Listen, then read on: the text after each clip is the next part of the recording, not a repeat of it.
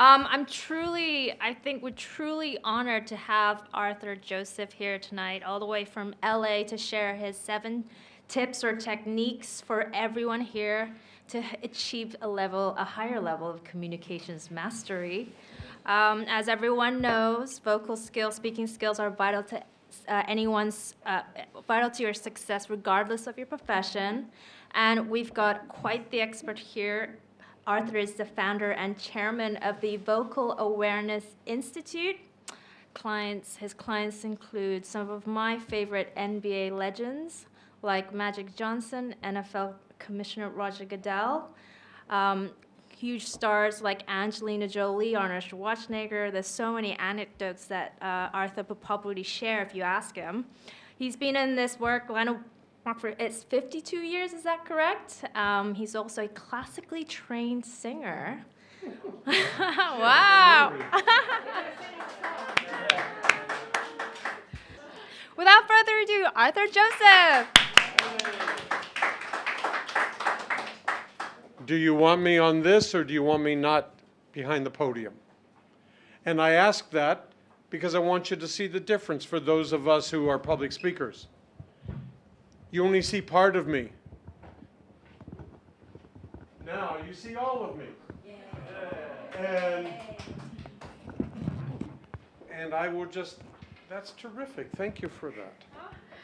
Hey there. No, I'm just teasing because put a mic in my hand. And thank you very, very much for this opportunity to be here.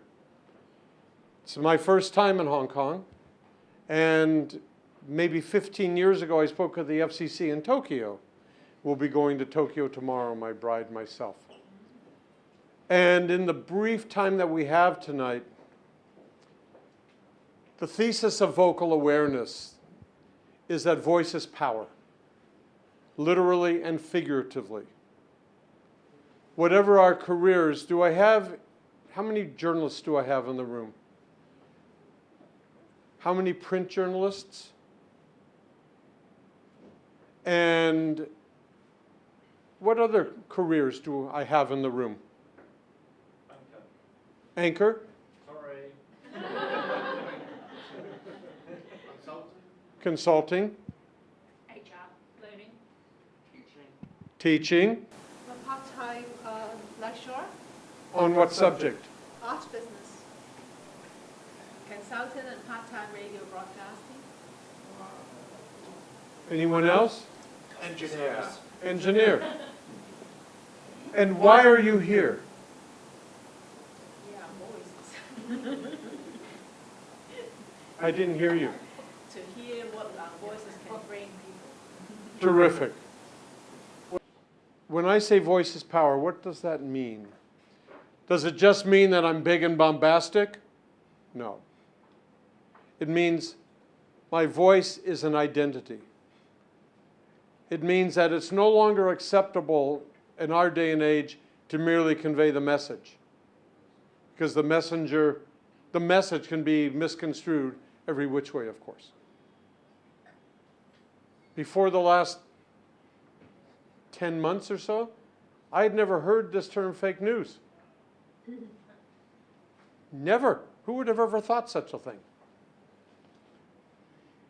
So my point in part is that it's no longer just the message, but the integrity of the messenger that matters. It is no longer merely what we say, but how we say it. Notice I didn't just say it's no longer what we say, but how we say it. We talk like this all the time, but this is white noise. Who's going to listen to this? It's no longer what we say. What did you just see underlined? What? And notice the punctuation. It's no longer merely what we say, but how we say it. What was underlined in the second part? But also watch what else in that word. How we say it. Do you notice what letter is underlined? How we say it. The H. And you can see it. The S. Because I help us make voice visual. This August, and in Canton, Ohio, My 16th student is being inducted into the National Football League Hall of Fame. And I only say that in part because I brought 2 speeches with me, which I'd like to share with you after hours if anybody wants to see them, because it illustrates what I'm talking about. These speeches will be fully memorized. They wouldn't even have a 4x6. And they were fully annotated in vocal awareness. You will see that H underlined. You will see the breath mark. Because we must be strategic and tactical at all times. Now, it's one thing to do that in a PowerPoint presentation where I've prepared. It's one thing to do that in written remarks. Emmitt Smith was a great Dallas Cowboys running back in the National Football League, and I have his speech with me, memorized, 22 minutes. He didn't even have that 4x6. That was 100+ hours between the two of us. But that's earning power. So in our daily lives, we don't have time to do this. But the point in part is we actually do not realize how much work it takes to be ourselves while others watch. This is a presentation, right? Public presentation. But it's not. It's a performance. The root of the word presentation literally means to bring before the public, to introduce formally. The root of the word performance means to carry out, fulfill, to do.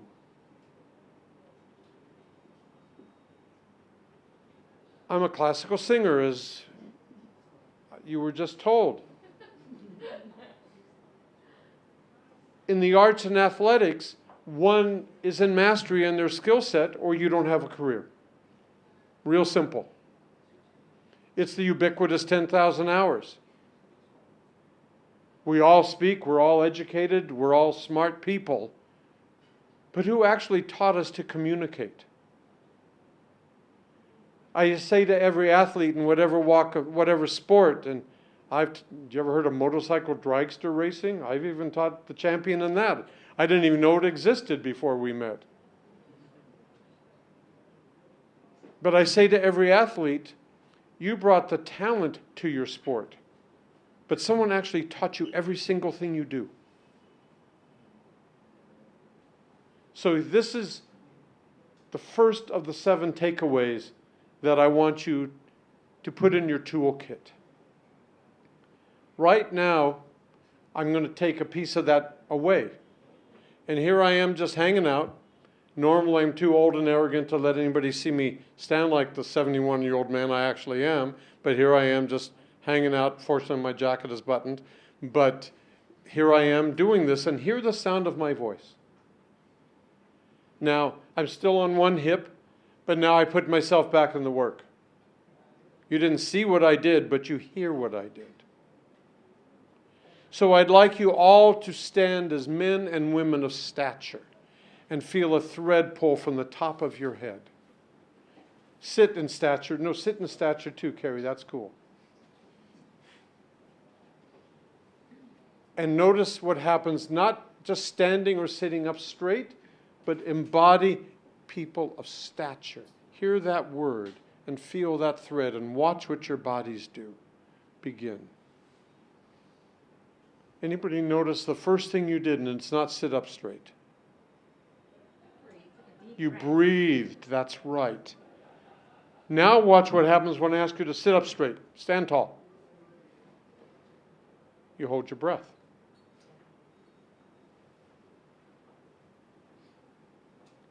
So stature is preparation for everything we do. Form and structure.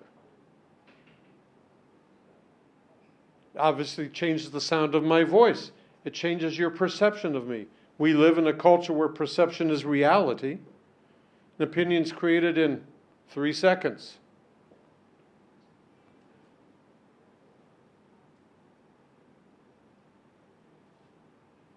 The first of the rituals, we have 7 of them. Stature, preparation for everything. The first one, before you walk into that critical meeting, before the important conference call, before the red light goes on before, while you're sitting mic'd up and you looked at your shot sheet and you've got your IFB in your ear, somebody's going 5, 4. I say thank you within myself. Everybody just take in the word thank you as a form of acknowledgement. And just embrace that thought for one moment. Just within yourself, not aloud, say thank you for yourself. Did it just get subtly quieter? Did anybody inhale? Now, who does that kind of stuff? We don't go to work and say thank you. But I don't know one artist or one athlete before performing or competing that doesn't have a ritual. And the ritual always has a spiritual component. I am teaching mastery. Communication mastery. In that skill set as an artist, in that skill set as an athlete, you are in mastery. But the moment you walk off the stage, walk off the field, the court, you're no longer in mastery. You're just getting to be yourself. But in vocal awareness, there is no off switch. Bless you. Now, perception, reality. Give me your perceptions of me, good, bad, or indifferent. Just throw out adjectives. I think I can take this. I'm not sure, but let's find out. Just adjectives. Tell me that with a period, please. See the period. Confident. Now say it again and see the period. Confident. Hear what happens? Inflection changes. Confident. Anything else? Quite formal. Quite formal. Quite formal. Your right handkerchief. Oh. Anything else? Grounded. Grounded. Thanks for, you really worked at that little period there. Thank you. You did you not? I did. Yes. Anything else? Do I seem that I care? Do I seem considerate? Polite? Can anybody tell? No? Of all people, I wouldn't have expected that from you. You are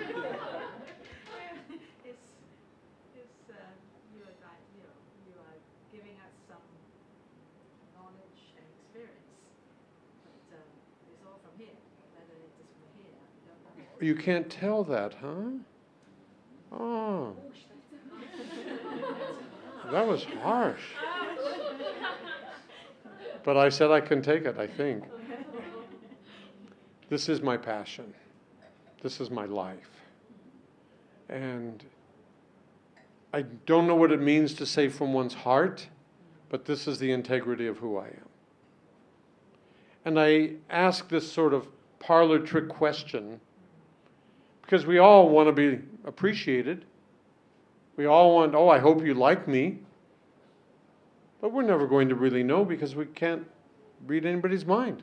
But we spend our lives wanting to be approved. It's just what we do. Not in vocal awareness. So another tip is this, and it's a very critical one. It's called create your persona statement. I have a group of erudite people. Does anyone know the root of the word persona? It's obscure. It literally means through the sound. It's an Etruscan root word.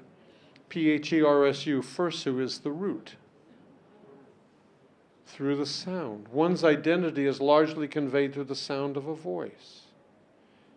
So I felt grounded and confident, not necessarily from my heart, but it is. But now watch. What do you think now? Grumpy. Yeah. Not safe, right? And if, I, perception, reality, instantly. You're sitting in a meeting and doing this on the table or this with your leg under the desk. Wrong message. So, persona statement. You answer the question, how do I want to be known? Not perceived, known. K-N-O-W-N. What is it that I choose to embody to represent my message?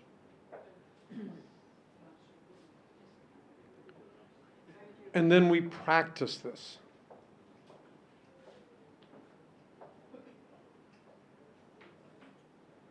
I'm not here to make you into someone you're not.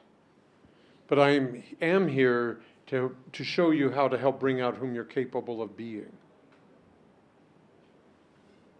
2 generations ago in America, George Bush would have been unelectable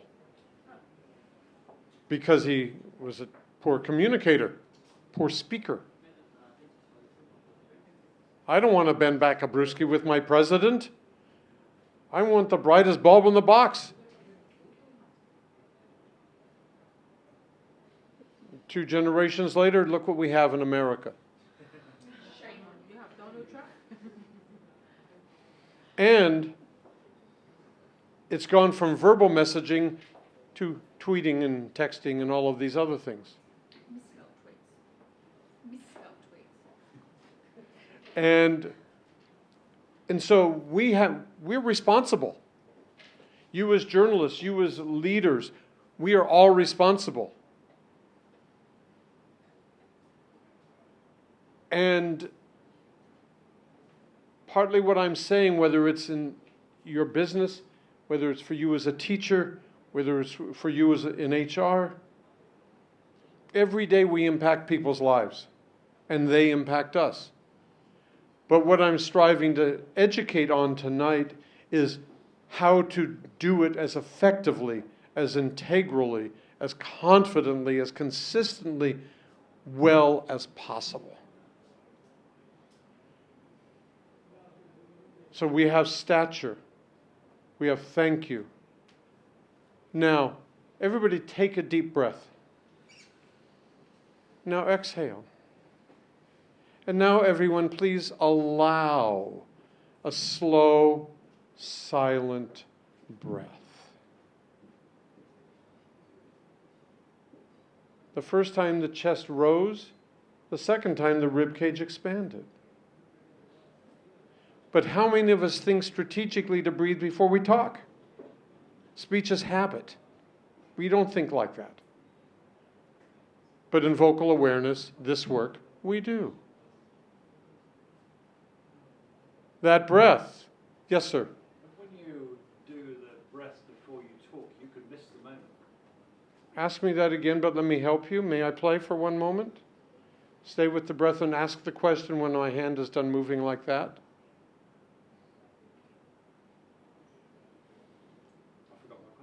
That's very funny. About missing the moment. But can you reframe it? Do you know where it is now? Okay. Are you ready? What is your name, sir? Nigel. Nigel. Here I go, Nigel. And speak at the peak. So often, if you breathe before you make the statement, Now, you miss the moment. say the same thing again, but without that breath, Nigel. Which breath? The one I just helped you take. Just say the same. Just say it again, just in your normal way, Nigel. So, if you kind of, then someone else may have jumped in if you've got an important statement to make. Okay, now one more time with me. The same thing again. Breathing deeper, deeper.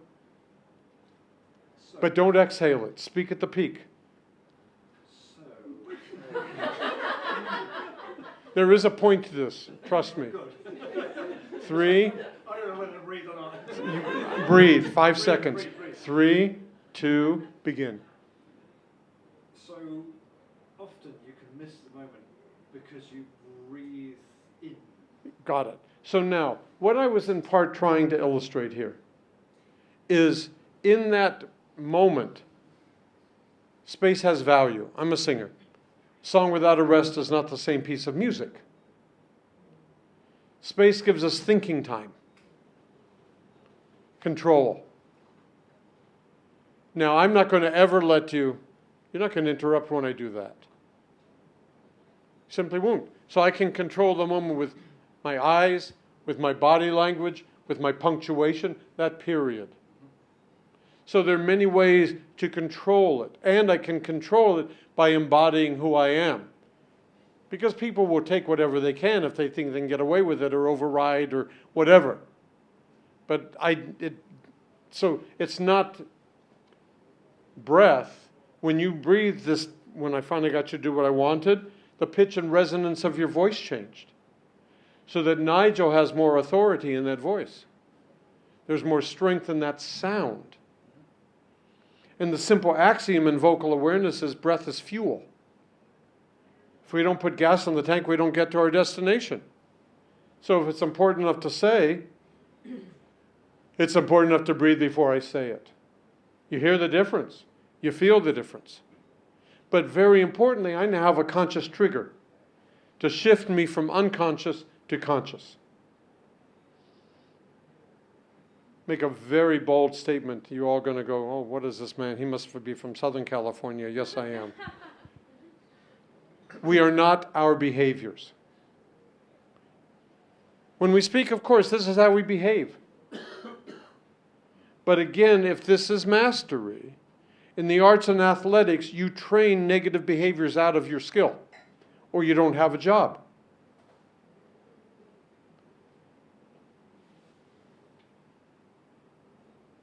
Our patterning, our habits, that's all they are. Our communication model is not built into our DNA. It's behavioral, sociological. In this last book that I wrote, Vocal Leadership, about 4 to 6 months from the completion of the writing, I had a chapter for the previous year or more for women only. My editor at McGraw-Hill is a woman, publisher is a woman. I'm pretty androgynous. I thought I had the right. But I decided I didn't want to write a chapter for women only. Because what I've known from all of these years of teaching is that we all process this communication challenge the same.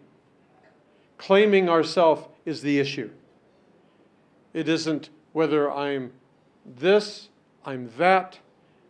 It's the fact that our breath, worrying about what somebody else might be thinking. These are the issues. So what I'm saying, I began this evening by saying voice is power. Claiming that power is the issue. And I don't want to stereotypically simply say, it is, I'm trying, let me reframe this. I'm not stereotypically saying because one is female, because one is this ethnicity or that ethnicity or this culture or that culture, that predicts how you're going to communicate. Society may, but we don't have to buy in.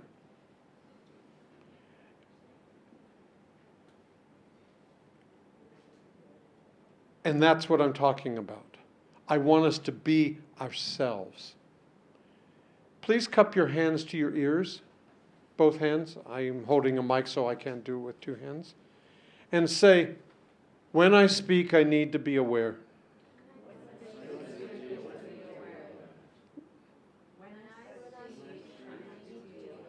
That's your voice as we hear you.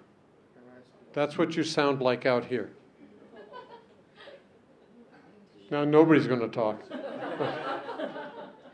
Now, stand or sit as men and women of stature. Do this, please. I'll do the hand part. You don't have to do this.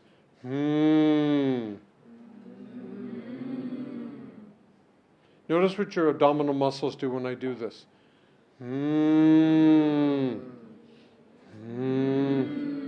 They contract. You feel that? Support, pressure flow, Bernoulli effect, physics.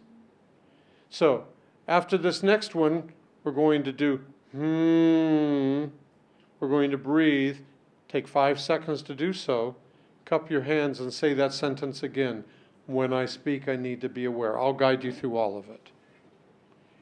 First, stature. Within yourselves, thank you. Our breath, 5 seconds.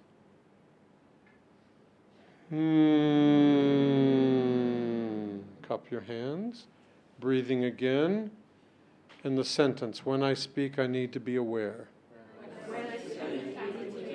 Cup your hands like this. Yes. Breathing in 5, 4, 3, deeper, deeper. And the sentence. Slower with me. When I speak, I need to be aware. Again. When I speak, I need to be aware. Excellent. Does it feel or sound any different? Projects more. Is the pitch any different? Deeper. When I speak to you like this, do you prefer this iteration of me? Or what do you think of this one compared to that? First or second? Second. Right. All I did was change pitch. When I tell you, it's a real privilege to be here with you, and I thank you so very much for having me. It's a real privilege being here tonight. Thank you very much for having me. 1 or 2? Nothing is gained by going too fast. Potentially everything is lost. So it's not about the speed or the disruption. It's about controlling the circumstance and being in the integrity of whom you're capable of being. Now, for many of you, speaking this big feels inappropriate. May I have a volunteer? A female volunteer? Don't all jump in. Come on now. So, may I role play with you? Sure. So, the sentence, may I change the sentence? And if you don't believe this and you don't want to say it, you don't have to. I'm an extraordinary woman and I do extraordinary things. I'm an extraordinary woman and I do extraordinary things. Now, hands to your side, please. Hands to your side, please. Yeah. And you see, and may I just, I'm going to work these little details out. Thank you for allowing. Look how much we have a challenge. We're being scrutinized. And we want to just relax your arms. And now put your fingers back in front, but lace them in front of you. Now, which looks better, the first one or this one? This one. And so all we did was lace her fingers instead of holding your hand. Okay. And now embody a woman of stature. And with me, we're going to breathe. And we're going to very loudly, when I speak, I am an extraordinary woman, and look what my eyes are doing. And end the sentence with a period right there.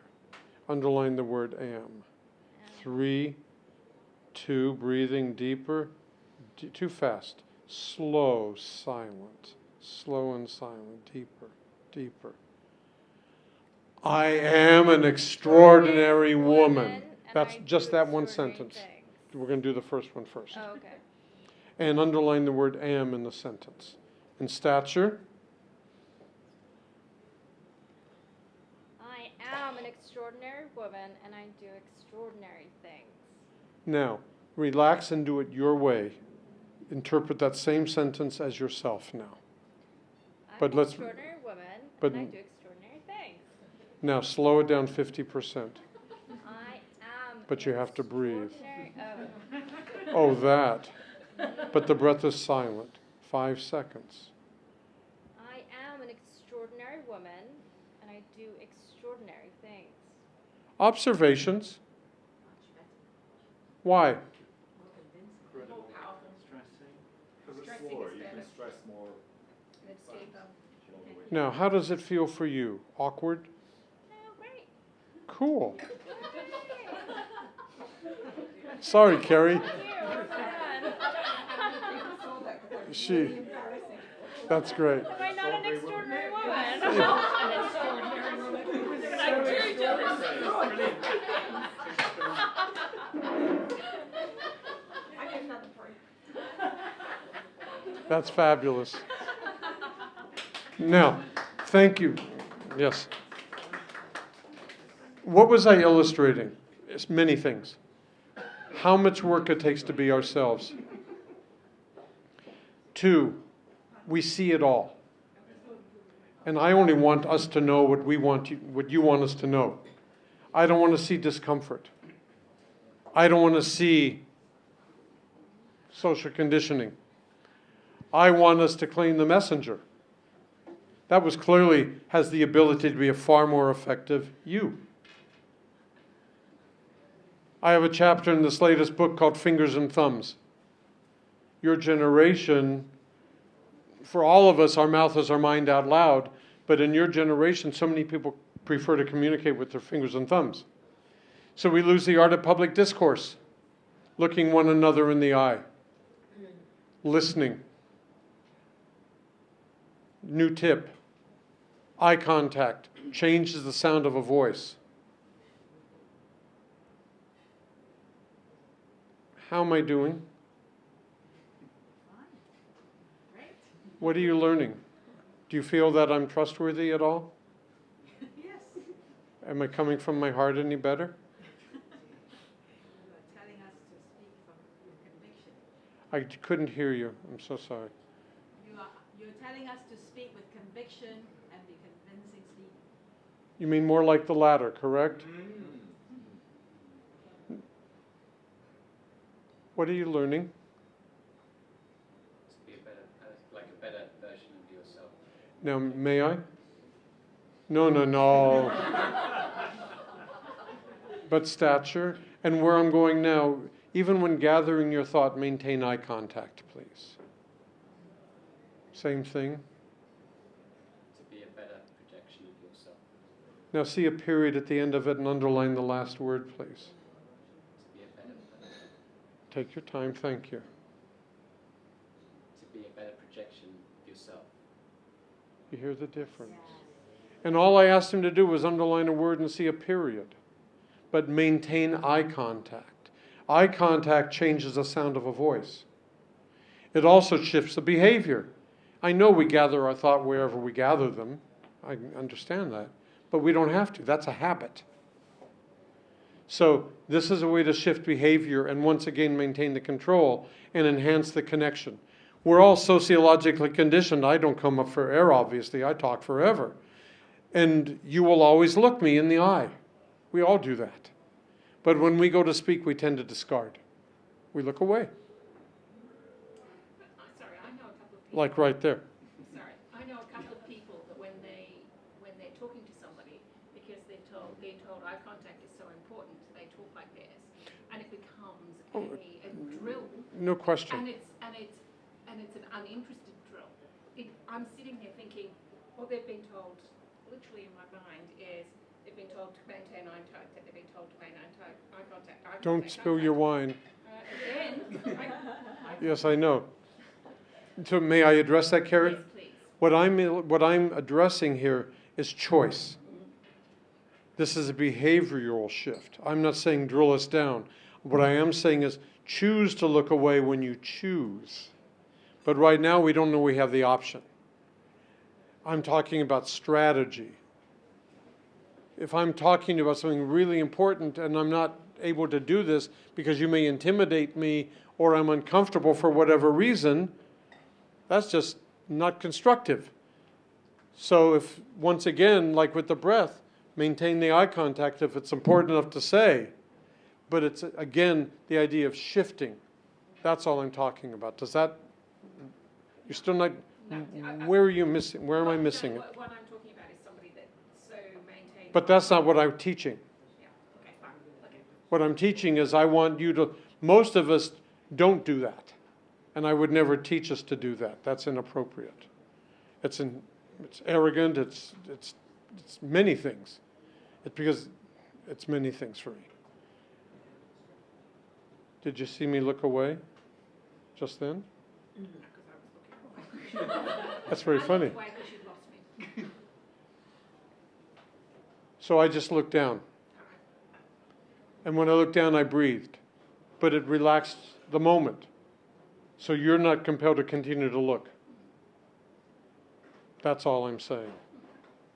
Good point. Okay, that's a lot. Thank you. Cool. Boy, you take no prisoners either, Carrie. HR, huh? Okay. In a law firm.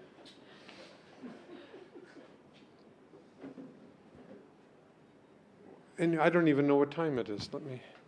Oh, I'm done. Oh, Q&As. Oh, let me. Oh, I'm sorry. You said 7. We've done 3. We've done We have. Stature, Stature, breathe. The thank you, the breathe. thank you, Breathe. Uh-huh. so 3. Warming up the voice. 4.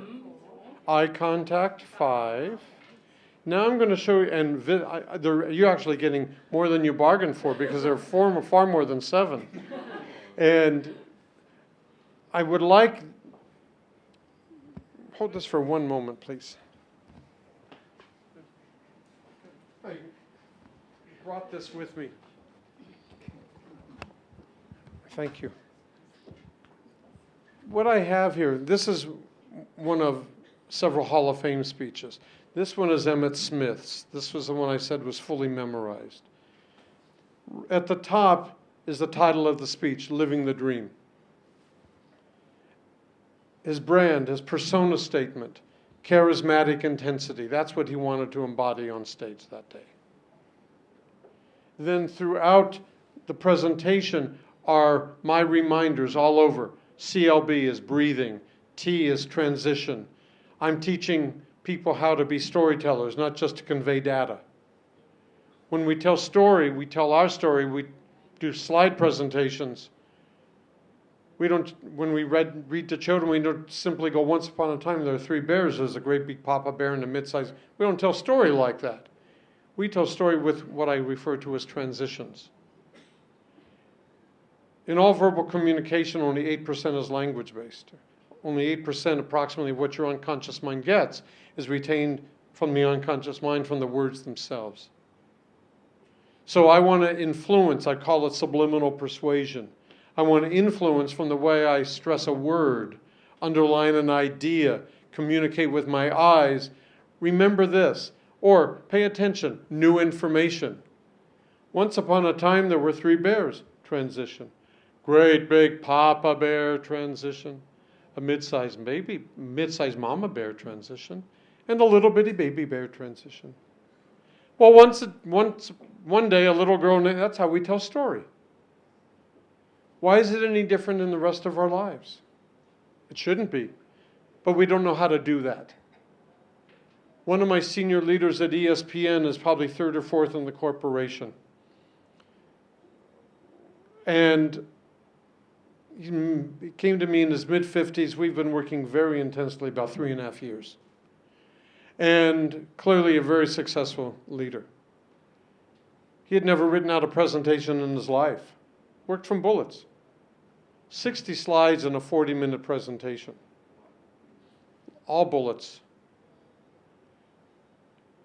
Our first town hall that we worked on together, every word was written down. He read it off a mini iPad and was fully annotated like this. Went on for 1.5 years like that until one day he was at a board meeting at Hearst. About 15 people in the board meeting, not a single piece of paper in front of him, no notes. Every town hall, every public meeting, every university lecture since then, no notes. But we've also practiced. So what I'm in part saying here is we don't just put the slides up and have some bullets in front of us. It's not acceptable. We have to really prepare it, and we don't realize how much work that actually takes. With many of my clients, about 50% of my work is on Skype and FaceTime around the globe. And I will say to a client, I don't care if it's 157 takes. I just want to see 30 seconds of you being your best. It takes a lot of work to deliver 30 seconds impeccably. But we put it on camera, we put it on the mirror, we practice, write it out. Oh, I trailed away at the end. Oh, that's better than practicing this. Sociologists tell us the greatest fear in society is what? Public speaking. Terrible misnomer. But that's been the sociological tract for at least 60 years. Greatest fear, actually, two fears. Abandonment and ownership of my power. Not being afraid to be me. Not worrying about what you think of me while I am being me. And when I hold my breath, when I worry, when I look away, I'm not there for myself. I'm abandoning the moment. So what I'm really speaking about is empowerment through voice. I began tonight by saying voice is power. I end this part of our evening together by saying voice is power. I don't want to have dominion over you. I want no one to have dominion over any of us. I want us to empower ourselves. A number of years ago, I taught the most, arguably the number one motivational speaker on the planet. And I would disagree with his basic thesis. I would say you can't empower somebody. That's arrogant. But you can help them empower themselves. That's what I'm teaching. Visceral language, another tip. Write it out. Underline it. Mark breath marks.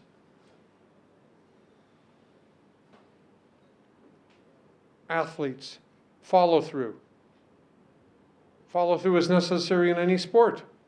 A ballet dancer holding a position may look static, but they're not. There's follow through. But in our daily communication, we speak to the end of a thought like this, not through the end of a thought like that. Follow through. Do not simply speak to the end of the thought and drop your energy. Always speak through the end of the thought. The information and energy at the end is as important as at the beginning, if not more important. See what I just did there? Another tip. More than 7, huh? The mouth is where the words come from, but the eyes tell the story. I just took my eyes out.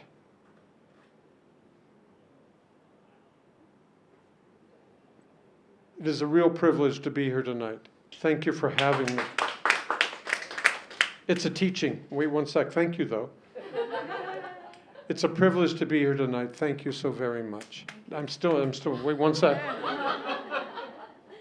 Grabbing the mic. We have 15 minutes of Q&A, so if anybody has any questions, please put your hand up and state your name and the organization that you're with. Does anybody have? But I'm first going to finish my little... Oh, sorry. Did I... Boy, oh boy. So, Teacher has not ended. Sorry. so here I am talking with you without my eyes. It's an honor to be here with you tonight. Thank you so very much. Now I'll put my eyes back in. It's an honor to be here with you tonight. Thank you so very much. Do you feel and hear the difference? It's the eyes. It's all it... No, I did not. God. I'll do it again. Okay, I'll listen intently. Thank you. And looking at me as well. Don't spill wine. No, I won't. Okay. It is an honor to be with you tonight. Thank you very much. It is an honor to be with you tonight. Thank you very much. Thank you, I agree. Change your pitch. But what made you think that seriously was that the resonance is enhanced. And that made it seem as though the voice was a little deeper, for example, and I had more energy in the sound, but that came from the eyes. Now you're finished? yes. Thank you so very much. As I've already said previously, does anybody have questions? Please raise your hand and identify yourself in the organization that you are with. Does anybody have questions? at the front. Very interesting talk. May I interrupt? My name is Robin Wong. Robin, may I interrupt? Yes, Thank you. As a teaching moment. okay. Eliminate, another tip, eliminate from your vocabulary, all of us. I think, I mean, you know. It's white noise. Breathe instead. We do not need to fill space with sound. So every time you hear the simply stop, only in our moment, stop and start over. Robin, please, in your organization, I'm a consultant. let's start again. Did you hear the I'm a consultant. Is it What do better? you consult about? What is your subject matter? Management development. Again, without the Management development. And what was your question or your statement, Robin? Well, it seems to me a lot. It's difficult, right? Yeah, but now watch what's going to happen. Let's slow down just a little, and we're going to breathe instead of those. So take your time. There's no hurry. And what else you want to say? My question is,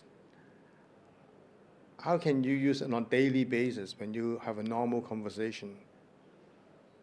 The way you are right there. Yes. Now, you notice what just happened. He looked at you. Yes, but he tuned into himself. He was not censoring Robin, he was becoming mindful of Robin.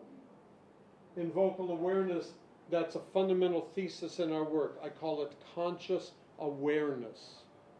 Actually listening to ourselves in a way that we have control of the messenger as well as the message. Did you feel what you just so successfully achieved right there, Robin? Did you notice? No. Did we notice? Yes. And so it takes it from the ordinary, not that there is anything ordinary, but takes it from average to creating a new possibility.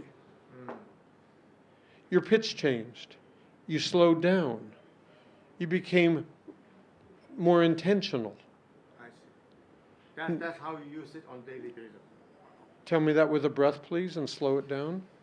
That's how you do it on a daily basis. You get the difference. Excellent, Robin. Excellent. Thank you. Do we have any more questions? Oh, lady at the back. My name is Esther. Start again, Esther. You just learned from Robin. And since you were an on-air talent, I really want you to own the anchor space. Yes, but I'm over here. I'm Esther. I am with Story for News. No, you went over there. I want to address them as well. Only address me. It's all about me, Esther. Can I tell my work? I'm an American, Okay. I'm Esther. I'm with Story for News Agency. And my question is, why is it so easy to talk normally, but when I memorize from the script, I tend to make mistakes? Wonderful question. And was that better? Yes. Better is the wrong word. Was that more effective, maybe? Did you notice what you did? Once again, as with Robin, you paid attention to yourself. Am I correct? Yes. And I didn't tell you to slow down. I didn't tell you to breathe. I merely asked you to maintain eye contact and try to stay in the work. A follow-up. I haven't answered the first one yet. Yes. But when you do public speaking, you do have to address the room, so you do have to look around. Yes. Have I been doing that this evening? Yeah. Oh, yeah. Uh-huh. So when you shift your eye contact, how do you maintain your... Wonderful question. I'll answer them both. Thank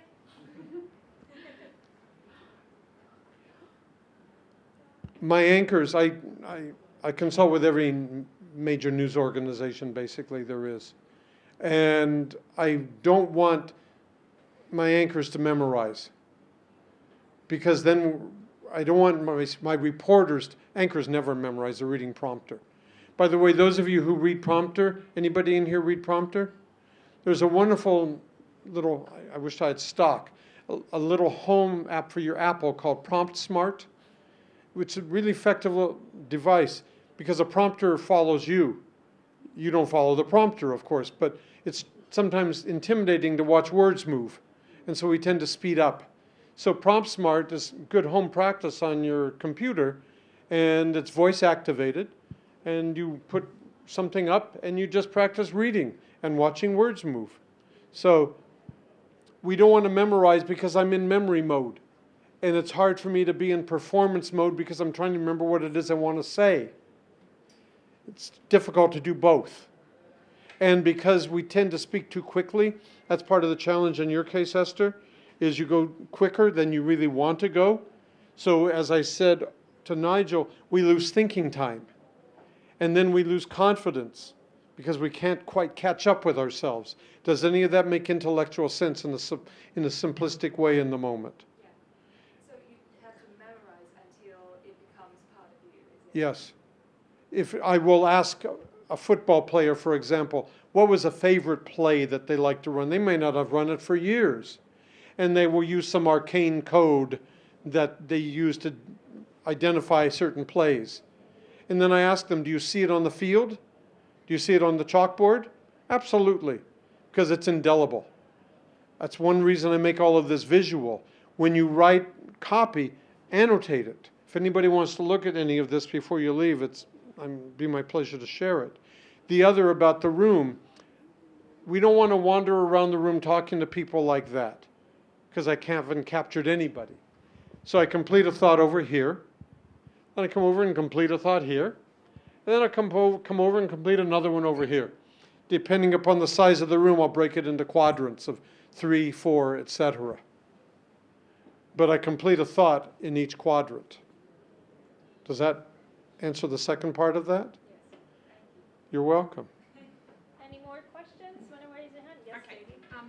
sorry, I have started to be your pain in the arse. No, man, it's all good. So when you're talking about people like. But you don't let me off the hook. I'm not going to let you off. Did you hear the We heard it, huh, Robin? Yes. The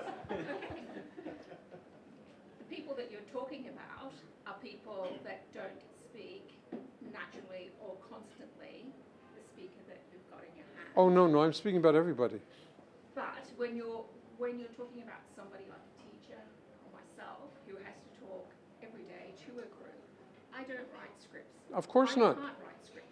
I wouldn't have time to talk. Of course not. So what's your recommendation for people like me whose job is not to write a speech and talk, but it is my job to talk on a very regular basis to a number of people? No. I just shifted a pattern. I helped you shift a pattern at the top of that, correct? And once again, as with Robin and Esther, you noticed you tuned in a little more to your own internal listening. The 6 of the 7 rituals in vocal awareness, pay attention, deeper listening. I spell voice in 2 ways, one with a lowercase v, one with a capital V. I'm always tuned in intrapersonally and interpersonally to the best of my ability. The deeper listening is critical. It's not self-censorship, it's monitoring, it's mindfulness. So, because we spend 99% of our time doing what I'm doing now, maybe more. Very few of us do this stuff. But the lawyers you work with, for example, they do PowerPoint presentations, some of them. Yes, of course. So this technique is different. And it really helps them be better. So what you just did, you started with the and looking down, but we both disallowed that once you knew you had the option. And then you became more of clearly who you are, a strong, confident, focused woman. So my point in part is, we look at broadcasters around the globe. Broadcasting by and large is terrible. It's generic, presentational, pausing everywhere. It just is not credible. I'm just getting the information. Just give me the ticker. I don't need to listen. But what I'm teaching is, how do we become compelling? How do we once again become that touch point that people really will trust? Very critical. When President Kennedy was assassinated in 1963, virtually all of America turned into one man, Walter Cronkite. That's not possible today, 24/7 news, I know that. But in each of our businesses, in the classroom, you're changing people's lives. How do we compel them to listen? You speak about branding. What is our brand? How do we embody that brand? That's what I'm teaching. So am I answering your question okay? Yes, you are. I'm teasing, of course. Any more questions? Lady at the front. Yes. Just now you're talking What is your about- name? My name is Connie. And what do you do, Connie? I'm a consultant, but also a part-time radio broadcaster. I speak on the radio on a regular basis. Now try to see periods, slow down 50% and breathe. But not break. Okay. My name is Connie. I'm a consultant, and I do on a part-time basis radio programs. No uhs, breathe instead. And what did you want to ask me or say? Well, just now you talk about script. Just now what? You talk about having a script and getting well prepared for your speech. In my case, that's a luxury. Yes. Because I don't know what the questions will be, and I have to think on my feet. What are you doing right now? I'm thinking. On your feet, literally. Literally. Yes. But am I slowing your process down? You are, and you are trying to get me to think more carefully, More conscientiously. more conscientiously, yes, before I actually deliver the word. Teaching moment. Caution creates anxiety. Careful. Conscientiousness creates awareness. Thoughtful. Do you understand? So what you see me teaching is I'm just using that breath to claim my moment instead of getting shot out of a cannon. And that was very elegant what you just did, Connie. Yes. You're welcome. Also on radio, it's very important. What are you looking at? Like on a telephone, where do you put your eyes? You visualize whom you're speaking with. Have a focal point on the wall, whatever it may be. But don't just let your eyes wander, whether you're on the telephone, wherever you are. I look down and I talk to you like this versus looking up and talking to you like that. Changes the sound of my voice. Changes the sound of me. Do you understand? Yes. Makes a big difference. I'm sorry, see the period. Underline a word at what? Makes a big difference. Underline the last word and see the period. Makes a big difference. Don't rush and breathe, please. Makes a big difference. You didn't breathe. Let me help. Tell me the truth. Makes a big difference. Now tell me as Connie and slow down 50%. Makes a big difference. Feel the difference? And also holding the space at the very end. Watch. It makes a big difference. It makes a big difference.